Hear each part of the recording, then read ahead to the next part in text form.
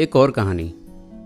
मेरा दोस्त जगन गुप्ता, जो कि मिर्ज़ापुर से ही था और पढ़ाई पर तो एवरेज ही था, लेकिन घर का छोटा लड़का होने के कारण उसके घर वालों ने उसकी जिद के चलते कंपटीशन की तैयारी, बैंक, सिविल सर्विस की तैयारी के लिए दूसरी सिटी भेज दिया।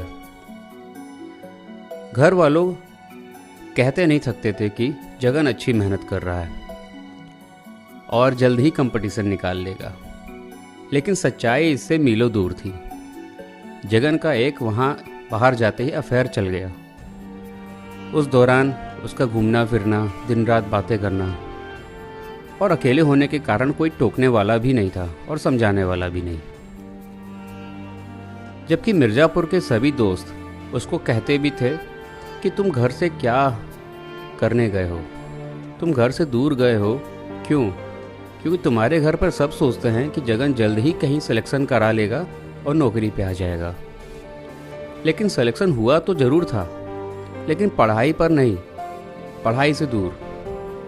साथ ही शहर के बाकी दोस्त अपने अपने काम पर लगे हुए थे और धीमे धीमे सेटल होते चले जा रहे थे। अपने कोई बिजनेस, कोई जॉब, कोई नौकरी, और धीमे धीमे देखते देखते सबकी शादियां हो गई, सबका परिवार बस गया। और दोस्तों का उससे पूछना भी अब उसको बुरा लगता और उसने मिर्ज़ापुर आना भी कम कर दिया था। लेकिन बात तो वही थी कि सच्चाई से भागने से हकीकत बदल नहीं जाती। जो गलतियां आपने चाहे मस्ती समझकर करी हों, लेकिन समय किसी के लिए रुकता नहीं और पीछे जाके समय को बदला नहीं जा सकता। और आज जगन क्या कर रहा है ये बाकी दोस्तों को भी ठीक से पता नहीं है।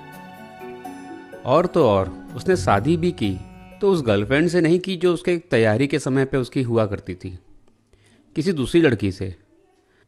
अब कहा तो यही जा सकता है, झूठ बोलकर उसने अपने आप को अकेला कर लिया, अपने मिर्ज़ापुर से भी। और आज ना पूरे स्कूल टाइम के दोस्त उसके टच पर हैं और ना ही उसका अपना शहर भी।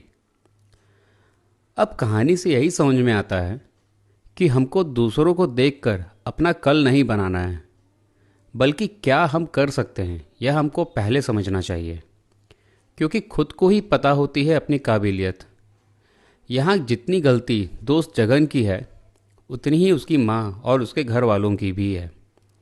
दिखावे पे मत जाइए, अपने आप को और अपने परिवार की परिस्थिति को देखते हुए अपने बैकग्राउंड को चुनिए, क्योंकि जो आज आप अपने लिए बुनते हैं वही कल आपको मिलता है।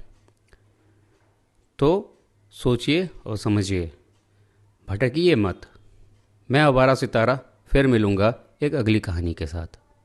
तब तक के लिए जय जिनेंद्र।